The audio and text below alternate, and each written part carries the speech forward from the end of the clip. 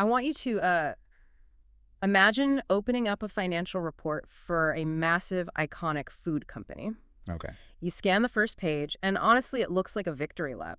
I mean, sales are up. They beat Wall Street's expectations on revenue. Always a good start. Right. They beat the consensus on adjusted earnings, too. Mhm. And they have this sandwich business that is growing so explosively, it's about to hit $1 billion in annual sales. Wow. By all accounts, you're looking at a company that is just firing on every single cylinder. It sounds like the kind of quarter that sends the stock price soaring immediately. Exactly. Yeah. But then you turn the page, and right there, just buried in the accounting tables, is a reported net loss. Oh, wow. And we aren't talking about a rounding error or some small dip. We are talking about a massive gaping hole of $6.79 per share. That is huge. Right. On paper, this incredibly profitable growing company just lost hundreds of millions of dollars in a single quarter. It is such a fascinating paradox. You rarely see a financial report that looks so operationally robust and yet so financially catastrophic at the exact same time. It's like looking at a house that has just been freshly painted, but the foundation is actively cracking. So how can both of these realities exist in the same PDF? That is the mystery we are solving today. I love it. We are looking at the J.M. Smucker Company's Q3 2026 earnings report, which was released this morning, February 26th. Hot off the presses. Yep. We have combed through the official earnings transcript, the slide decks, the financial press release, and the prepared remarks from CEO Mark Smucker and CFO Tucker Marshall to figure out what is actually going on here. And I'll tell you right now, if you still think Smucker is just a jar of strawberry jam sitting in your pantry, you're going to be very surprised. Totally. Our mission today is to unpack what is really a tale of two businesses within one giant food empire. You have high-speed growth engines on one side and a very expensive, very heavy anchor on the other. A portfolio at war, basically. Yeah, exactly. Let's start with the battle lines then. Before we get to the disaster, what is the good news that they led with? The good news is resilience. If you look at the top-line sales figures, Smucker is growing. Net sales are up 7% to $2.34 billion. Okay. Now, corporate accounting can be messy. So if you strip out the noise... Like businesses they sold off recently. Right, exactly. Things like divestitures or currency fluctuations.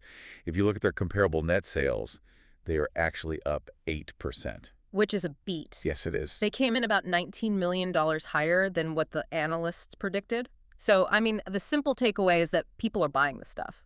Well, to be precise, they are paying for the stuff. Oh, okay. Whether they are buying more of it is a nuance we really need to dissect later because there is some heavy economic theory playing out there. Fair enough. But operationally, the core machinery, the coffee, the peanut butter, the pet food, it is all working. Right. However, we really can't go another minute without addressing that massive red number you mentioned earlier. It's the big one. That net loss of 6.79 per share. Yeah, let's get into this. Because if I'm a casual investor and I see a negative $6 number next to earnings per share, I'm assuming the factory burned down. Which, ironically, we will get to later. Oh, right, yes. But you assume the company is imploding. What is this loss exactly? This is what accountants call an impairment charge. And it is a big one. Roughly $1 billion. $1 billion. Yeah.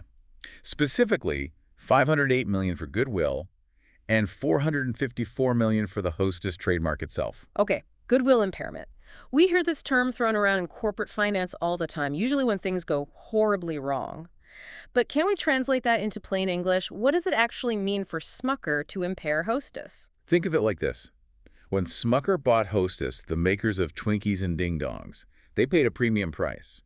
Let's say the actual factories, the delivery trucks, and the ovens were worth $1 billion. Okay.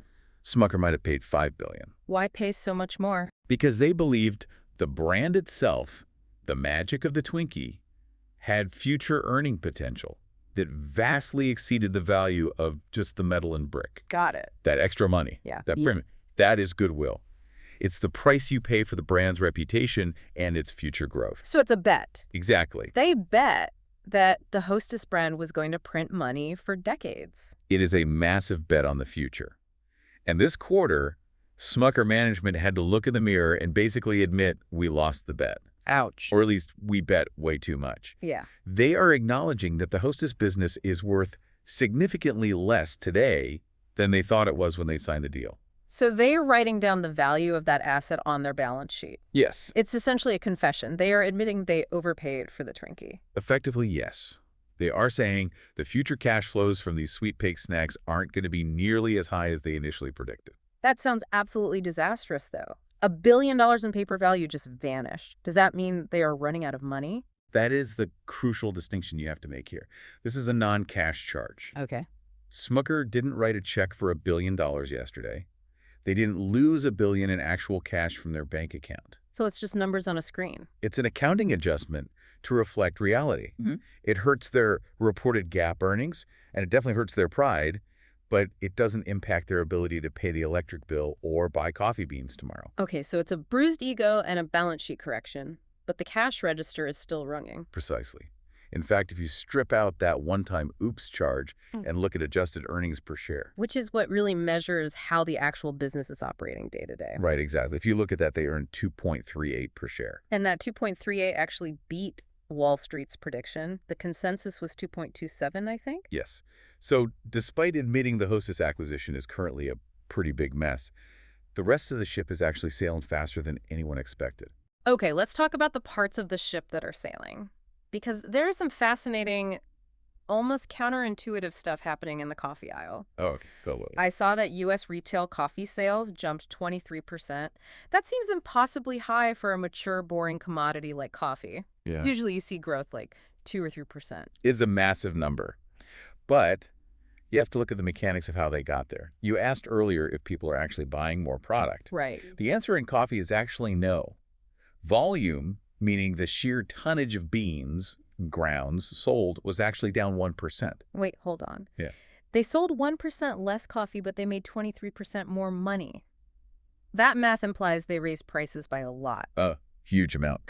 The net price realization, that's the corporate euphemism for charging you more at the register, contributed 23 percentage points to that revenue growth. Wow. Smucker essentially passed on every single cent of their higher commodity costs directly to the consumer. This is that pricing power economists always argue about. But isn't there a breaking point? I mean, if you jack up the price of Folgers by 20-something%, don't people eventually just switch to the generic store brand? Or, I don't know, just drink tea? That is always the risk. That's exactly what keeps CFOs up at night. And we did see volume dip that 1%, which shows a tiny bit of resistance. Sure. But think about the psychology of coffee. It's not just a beverage. It is a chemical dependency for millions of people. True. It's a non-negotiable morning ritual. Smucker faced $79 million in higher costs just in this quarter from commodity inflation and tariffs on green coffee. So what did they do? They raised prices in May. They raised them again in August. Double hype. And what this report tells us is the American consumer rumbled, maybe complained to their spouse, but they didn't blink. They put the Folgers in the cart anyway. The elasticity of demand for caffeine is apparently very, very low. It definitely appears so. Yeah. But it's not just legacy Folgers driving this. There is a specific brand in their portfolio that is defying gravity right now. Café Bustelo. Yes, Café Bustelo. The yellow can. I noticed CEO Mark Smucker spent a lot of time talking about this one in the prepared remarks. He couldn't stop talking about it. Net sales for Café Bustelo were up 46% within the retail coffee portfolio. That is wild. And unlike the broader coffee category that wasn't just price hikes, their actual volume was up 20%. That is the holy grail, right? Raising prices and selling more units simultaneously. Who is drinking all this espresso? It's a massive demographic shift. Bustelo has this authentic, bold Latin identity. It feels cooler, it's punchier, and it feels more real than your parents' plastic tub of mild roast. Yeah, it definitely has a vibe to it. It is resonating heavily with Gen Z and millennials who want a stronger kick from their coffee. But I read they were also changing the product itself to fit how people actually live. Because not everyone has a fancy espresso machine at home. Correct, and that is a brilliant tactical move. They realized that while people love the brand of Bustelo, the barrier to entry was the equipment. The espresso maker. Right, a lot of Americans just have a standard drip coffee maker sitting on the counter. So they launched roast profiles specifically ground for standard drip brewers. They just lowered the barrier to entry. They're saying, you want the cool coffee here, just put it in your normal machine. Exactly. They made it easy to be part of the cool club without changing your morning routine. By doing that, they're capturing a whole new segment of users. They announced the brand is going to pass $500 million in net sales this fiscal year. $500 million. That is a serious player. It's no longer a niche brand. It is a mainline powerhouse. And there's a bit of a tailwind coming for the whole coffee division, too. We talked about those high costs, that $79 million hit they took. Yeah, the tariffs. Mark Smucker noted that due to some recent changes in U.S. trade policy, green coffee is now excluded from certain tariffs. Oh, interesting. So the costs might actually come down next year, but they've already raised the prices on the shelf. Exactly. And food companies rarely lower prices once the consumer accepts them. That is the magic formula for margin expansion. If the tariffs go away and the price of the can stays high, The profit margin just explodes. in 2027, the coffee business could be incredibly profitable if that dynamic holds. All right, moving from the morning brew to the lunchbox, we have to talk about the absolute juggernaut that is Uncrustables, the crown jewel of the frozen aisle. I feel like every quarter we do a deep dive on Smucker, we talk about Uncrustables, and every quarter the numbers just get bigger. They are on track to hit $1 billion in annual net sales this fiscal year. Which is a massive psychological milestone. It completely cements Uncrustables as a mega brand. Total sales grew 10% this quarter, but what I found most interesting isn't that they are growing. What is it then? It's how they are changing the way people actually eat them. You're talking about the fridge-friendly innovation. Yeah. Yes. This sounds like a minor detail, right? Oh, it's in the fridge now. But it is a massive strategic shift for the company. They are launching Uncrustables that can stay fresh in the fridge for 5 days. Why is that such a big deal, though? It's just thawing, isn't it? I can thaw a frozen sandwich on the counter. It changes the usage occasion entirely. Think about the friction of the current product. It lives in your freezer. Right. If you want to put one in your kid's lunchbox, you have to remember to take it out in the morning so it thaws by noon. Which is annoying. And if you want to snack right now, you cannot eat it immediately. It's literally a rock. Right. It requires planning ahead. Yeah, And let's be honest, I forget to thaw dinner half the time, let alone a midday snack. exactly. But if it's already in the fridge, it is grab and go. It competes directly with string cheese or yogurt or a pre-made deli sandwich. It becomes an immediate consumption item. And that opens up the convenience store market, doesn't it? Because a gas station doesn't really want to sell you a frozen sandwich you can't eat for 2 hours. It completely unlocks that channel. They said monthly sales in convenience stores have already tripled. Tripled. Yes, it's currently in the top 10% of fastest growing brands in that channel. If you can walk into a convenience store, grab a thawed Uncrustable, and eat it in the car on the way to work, that is a game changer for volume. Speaking of work, they're also coming for breakfast.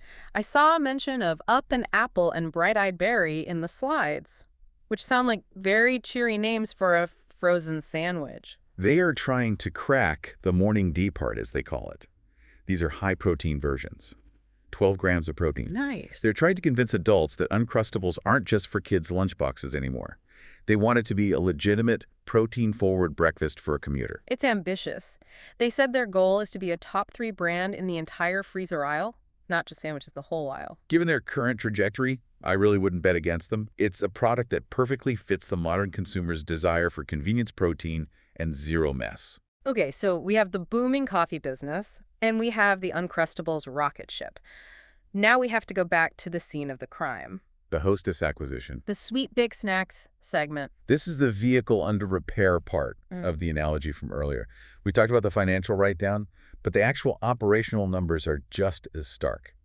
Segment sales fell 19% on a reported basis, And comparable sales. down roughly 11%. And profit. What happened to the profit? Segment profit collapsed by 78%. A 78% drop in profit. That is catastrophic. What is happening to the Twinkie? It is a perfect storm of bad news. First, the category itself is wank. People are simply buying fewer processed sweet snacks right now. Right. Whether that's the whole Ozempic effect or just general health consciousness, Yeah. sugar is facing a real headwind. But secondly, Smucker is actively shrinking the business to truly fix it. This is what they called the stabilization plan in the report. Right. It's basically a shrink-to-grow strategy. They cut 25% of their SKUs. Wait, so that means 1 out of every 4 products Hostess used to make Smucker just deleted. Gone. They are getting rid of the low-margin, low-velocity stuff, the weird flavors, the limited editions that didn't sell well. They want to focus only on the core icons that actually make money, They also shut down a factory in Indianapolis. which saves them about $30 million a year eventually. Yeah. But it costs a lot of money and management focus up front to execute that closure. Right. And on top of that, they intentionally pulled back on promotions. They stopped discounting the product from January through the end of the fiscal year to reset the baseline price. So they are taking all the pain right now. They're clearing the deck, hoping for a better next year. That was the plan. But then, as if things weren't bad enough, Murphy's Law struck. The fire! The fire. In February, just after the Q3 quarter closed, they had a fire at their Emporia, Kansas manufacturing facility. And that's not just a small warehouse. No, it is a crucial production hub for Hostess. They estimate this fire is going to cost them another $25 million in lost net sales in the fourth quarter. Wow. It disrupts production right at the exact moment they're trying to stabilize the supply chain. It really feels like everything that could go wrong for this segment is going wrong right now. Yeah. You buy the company, the market suddenly turns against sweets, you have to write down $1 billion, and then your factory literally catches fire. It feels like a cursed acquisition. It does feel a bit cursed, honestly. But here is the silver lining. And this is why the stock didn't completely crash on this news. Despite the fire, despite the write-down, despite the 78% profit drop in snacks, Smucker actually maintained their full-year EPS guidance. They kept it at 8.75 to 9.25 per share. Exactly. Which brings us all the way back to the start of this deep dive. The coffee and Uncrustables businesses are so strong that they can carry the dead weight of the Hostess disaster and still hit their profit targets. That is the textbook definition of a diversified portfolio. Yep. If Smucker were just a snack cake company right now, they would be in absolute freefall. But because they have pet food and coffee doing the heavy lifting, they have the luxury of time to try and fix Hostess. You mentioned pet food. Let's not skip over the pets. It seems like the steady engine of the group, but are they actually growing? They are. It's steady performance. Milk-Bone sales were up 3%, and Meow Mix is actively outpacing the broader cat food category. Okay. But what's interesting here isn't just the baseline growth, but the strategy behind it. It's all about humanization. Treating the pet like a little person. Right. They did a collaboration with Jif Peanut Butter. They created Peanut Buttery Bites for dogs. It turned out to be the #1 dog snack launch in 4 years. Which makes total sense when you think about it. Humans love Jif. Dogs love peanut butter. It is brand synergy that actually works rather than just being a cheap marketing gimmick. Exactly. And for cats, they launched Meow Mix Gravy Bursts. It's dry food, but it has wet gravy centers. That sounds incredibly complex to manufacture. It is, but to a cat, it's a delicacy. The point here is premiumization. Smucker is betting that even if people cut back on their own expensive snacks, they won't cut back on their pets. People spoil their animals. Always. They are getting the consumer to trade up. You aren't just buying cat chow anymore. You're buying a culinary experience for your cat, and you pay a premium for that. So zooming out to the overall corporate level, they are making money, but they also have a lot of debt, right? Mostly from taking out loans to buy Hostess in the first place. What is the plan to clean up the balance sheet? Deleveraging. That is the watchword from CFO Tucker Marshall right now. Right. They are prioritizing paying down $500 million in debt annually. Okay. Their stated goal is to get their leverage ratio, which is their net debt, divided by their EBITDA, down below 3.0 times by the end of fiscal 2027. Can we pause on leverage ratio for a second? Why does that specific number matter to them? Think of it like a mortgage relative to your income. If you make $100,000 a year and you owe the bank $400,000, your ratio is 4.0. Got it. That's manageable when times are good.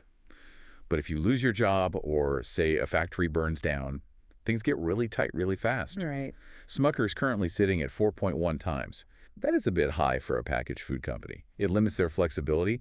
They need to pay that down so they have the financial firepower to make the next move or just weather the next storm. There is also some new blood involved at the top here. I saw mentions of new board members and an activist investor. Yes, Bruce Chung and David Singer just joined the board.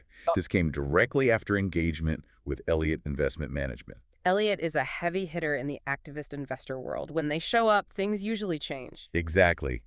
Activists usually push for tighter operational control, better capital allocation, and sometimes even selling off the weak parts of the business. Do you think they'll force a sale of Hostess? It's too early to tell, but these appointments suggest Smucker is serious about listening to that external feedback. They aren't circling the wagons. They are inviting the critics into the tent to help them tighten up the ship. So let's bring it all home. We have a company reporting a massive paper loss, dealing with a factory fire, and trying to fix a completely broken acquisition. And yet the market reaction wasn't a panic. The adjusted numbers look surprisingly good. What is the big takeaway for someone listening to this deep dive? The absolute key takeaway is resilience through diversification. The Smucker legacy business, the coffee spreads and pet food, is an absolute fortress right now. Yeah. It is generating so much cash and has so much pricing power that it can absorb a $1 billion mistake without capsizing the boat. A $1 billion mistake so far. The looming question is whether they can actually fix Hostess. They're doing the right things structurally, simplifying the products, cutting costs. But turnarounds are incredibly hard, especially when the broader consumer trend is moving away from sugar. Yeah. You can fix the factory, but you can't force people to want Twinkies. It really is a fascinating split screen when you look at it. On one side, you have Uncrustables, which feels like the absolute future of food. It's convenient protein pack moving right into the fridge. And on the other side, you have the Twinkie, which feels like, well, a relic of the past. And Smucker is betting the farm that they can manage both simultaneously. They believe they can feed the future while fixing the past. So here's the thought I want to leave you with today. We are seeing Uncrustables move into the fridge and take over convenience stores. Management thinks they can be a top 3 brand in the freezer aisle. Are we witnessing the birth of the next great American fast food staple? And a great question. Is the Uncrustable going to become as ubiquitous as the McDonald's cheeseburger? And conversely, in a world obsessed with health and clean labels, is there any version of the future where the Twinkie actually returns to growth? Or is Smucker just managing the slow, profitable decline of an American icon? $1 billion sandwich versus $1 billion write-down. It's going to be a fascinating year to watch this play out. Thanks for joining us on this deep dive into the Smucker universe. Pleasure to be here. And thank you for listening. We'll catch you on the next deep dive.